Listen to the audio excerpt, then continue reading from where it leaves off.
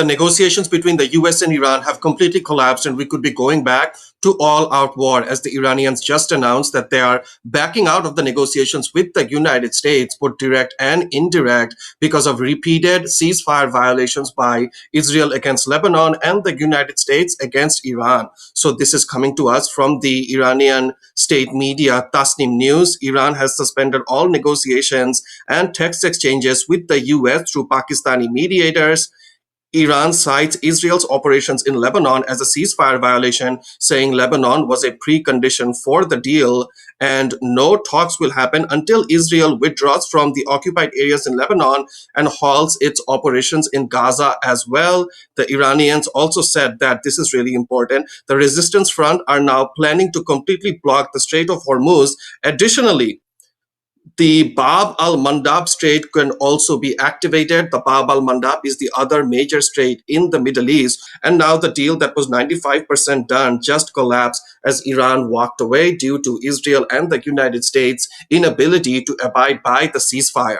And this is going to feel like deja vu because it just happened. But last night, once again, the US and Iran were involved in clashes in and around the Strait of Hormuz. So according to the US military has conducted strikes on Iranian targets in Goruk and Kesham Island in Iran in what it describes as self-defense strikes, which is always funny when they say that.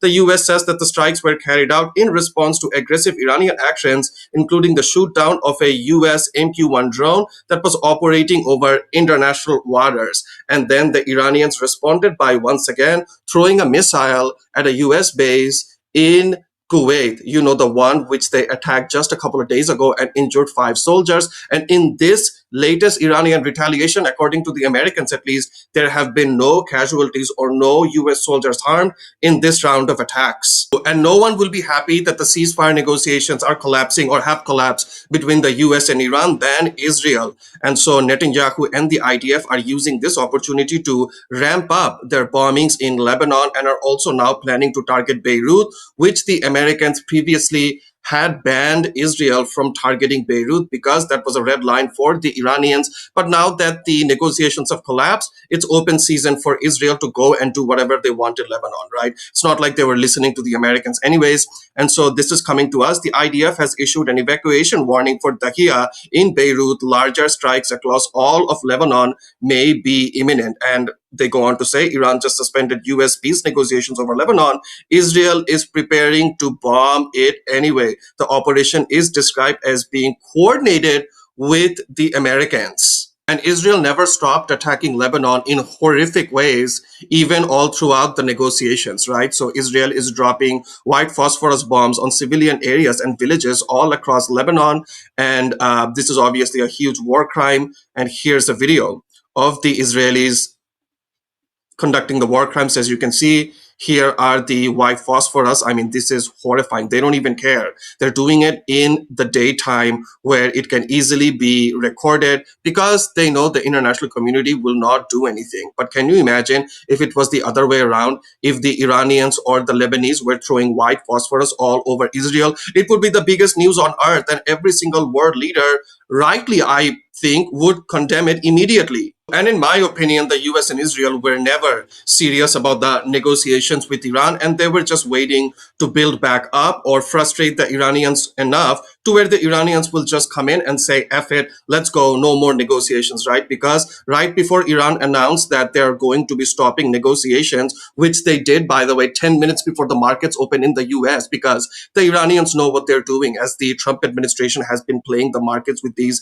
news of negotiation on, negotiation off. Anyways, to go back to the point, footage has emerged of the current US military aircraft buildup in Ben Gurion Airport in Tel Aviv, Israel. And this is being interpreted as the US and Israel getting ready for more strikes against Iran. But it's not just the US and Israel that are making preparations for the war. Iran is also making preparations during the negotiations because they also know that war will be coming any minute now, right? So the IRGC now has access to 50 of the 69 tunnel entrances that were destroyed by the United States. And Iran simply regained access to these entrances using heavy bulldozers.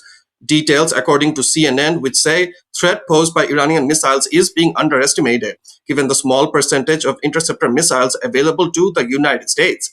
Iran still has approximately 1,000 missiles stored in underground sites. The war has shown that the US is unable to destroy Iran's missile capabilities. Then it shows an image of the underground tunnels that Iran has, that they store thousands upon thousands of missiles and drones in these underground bunkers that are exceedingly hard to bomb even for the United States. So when the United States was bombing these places in Iran, what they were doing was they were just bombing the entrances to these bases, but not harming the bases at all. So the Iranians just fixed the entrances, and now they're ready to launch missiles yet again. And Donald Trump, in his heart of hearts, does not want the war to restart. But of course, he has no other choice because Big Bibi is the one who's calling the shots, right? Because just yesterday, there was an interview that Donald Trump did with Fox News where he said we shouldn't have been in Iran to begin with. Let's play the clip. Shouldn't have been there in the first place, by the way. And shouldn't have been in Iran. But Iran has the capability. If we didn't hit them with the B-2 bombers 9 months ago, they would have a nuclear weapon right now, and it would be a whole different story. Probably would have used it. You probably wouldn't have had you wouldn't have had Israel, but you probably wouldn't have had a Middle East. And then where do they go from there? And in that very same interview with Fox News, Donald Trump said first that the Iranian military is still intact and that the United States intentionally left it intact and didn't destroy it. And then in the same interview, he said that the Iranian military is indeed destroyed. So let's play the clip. Their Navy is totally gone, 100%. Their Air Force is totally gone, 100%. Their military, we've sort of left it alone because we think that their military is somewhat moderate. They have other people that aren't moderate. We've taken them out. We've taken different forms of leadership out. We've actually left their military alone. People would be surprised to hear that, because mistakes have been made in wars where you wipe out everybody and then you have a country that's, for 40 years can never rebuild. You look at what happened with Iraq. We did so. Iran is in a very bad position. They have no military. All they have is good talk, and they have a fake press. The fake news is probably their biggest asset. And I put something out on Truth the other day that I think was very profound. It said that we wipe out their military, we wipe out their Navy, their Air Force, their anti-aircraft, their Navy is totally gone. So that was the update for today. If you've enjoyed this video, like and subscribe for more.